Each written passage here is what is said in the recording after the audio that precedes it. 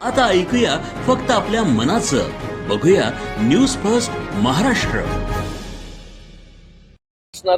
प्रेम जे आहे पूर्ण महाराष्ट्रामध्ये आज फक्त शहरापुरतं मर्यादित नाहीये शिवसेना. आज शिवसेना जी आहे घराघरामध्ये ग्रामीण भागापर्यंत पोहोचलेली आहे आणि ज्या ठिकाणी शिवसेनेची ताकद नव्हती त्या ठिकाणी देखील शिवसेनेचे नगराध्यक्ष जे आहेत ते त्या ठिकाणी बसलेले आहेत. तर मला वाटतं या निवडणुकीमध्ये आतापर्यंत जेवढं यश मिळालं त्याच्यापेक्षा मोठं यश जे आहे हे या महानगरपालिकेच्या निवडणुकीमध्ये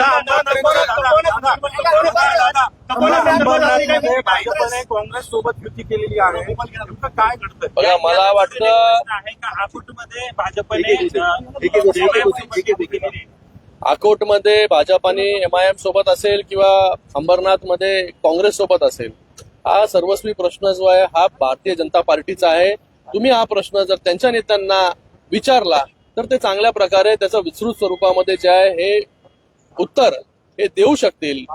आम्ही जो आहे नेहमीच काँग्रेसला विरोध करत आलेलो आहे. म्हणूनच शिंदे साहेबांनी जो उठाव केला हा या सगळ्या वृत्तींच्या विरोधामध्ये उठाव केला होता. बाळासाहेबांनी देखील काँग्रेसच्या विरोधामध्ये जे आहे नेहमीच जे आहे बंड पुकारलं होतं. आणि आज जर असं होत असेल तर मला वाटतं याचं उत्तर जे आहे ते आमच्यापेक्षा भारतीय जनता पार्टी जे चांगल्या प्रकारे देऊ शकतात. पण एक सांगतो, काँग्रेसला जो आहे हा विरोध होता आणि पुढे देखील तीव्र विरोध जो आहे तो राहील. अंबरनाथमध्ये तुमच्या बरोबर सत्ता स्थापन होणं अपेक्षित होतं, तसे गणित पण जुळत होते. असं असताना तुम्हाला बाजूला ठेवलं आणि काँग्रेस सोबत केलं. तेच तुम्हाला सांगितलं मी. आता तुम्ही त्यांना हा प्रश्न जर विचारला, कारण की केंद्रामध्ये महायुती आहे, राज्यामध्ये महायुती आहे आणि नगरपालिकेमध्ये देखील आपण पाहिलं असेल की महायुतीच्या सगळ्यात जास्त जागा निवडून आल्या आणि महानगरपालिकेमध्ये देखील मॅक्झिमम ठिकाणी महायुतीचं वातावरण आहे. काही ठिकाणी जे आहे नाशिक सोडलं, बाकी ठिकाणी सोडलं तर त्या ठिकाणी काही ठिकाणी नाही आहे महायुती.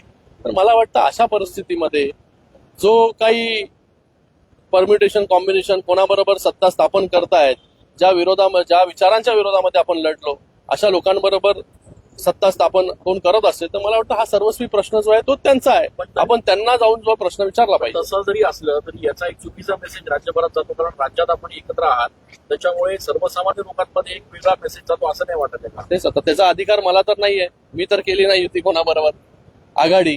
तर मला वाटतं ज्यांनी आघाडी केली त्यांना जे जर आपण हा प्रश्न विचारला तर त्याच्याबद्दल चांगलं उत्तर जे आहे ते देऊ शकतात. आव्हान वाटतंय कारण नाशिकच नाही, ठाण्यात 200हून अधिक बंडखोर आपल्या पक्षाच्या विरोधात आहे.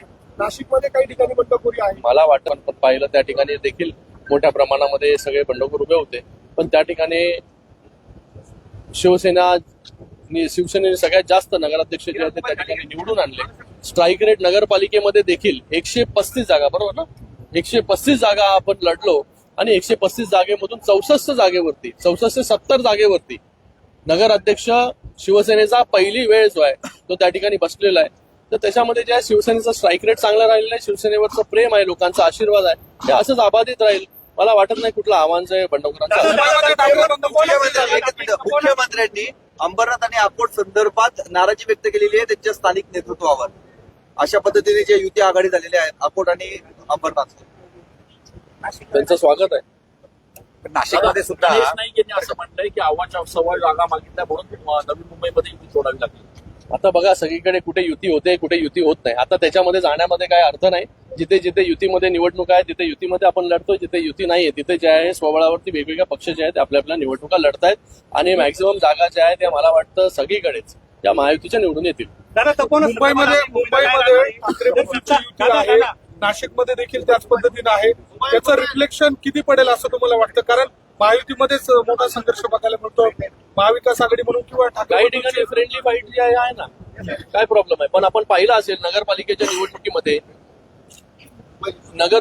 निवडणुकीमध्ये पहिल्यांदा अशी नगरपालिकेची निवडणूक झाली असेल की तिथे वरिष्ठ नेतृत्वाने एकमेकांवरती जे आहे हे कोणावरती टीकाटिप्पणी केली नाही.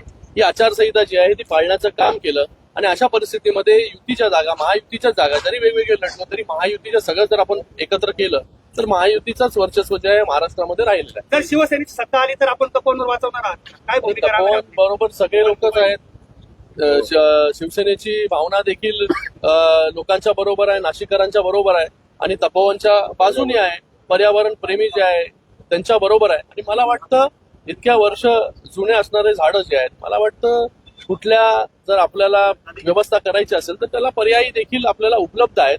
त्याचा अवलंब जो आहे तो आपण केला पाहिजे. शिवसेना जी आहे ही नाशिककरांबरोबर आहे, तपोवन बरोबर. News first Maharashtra.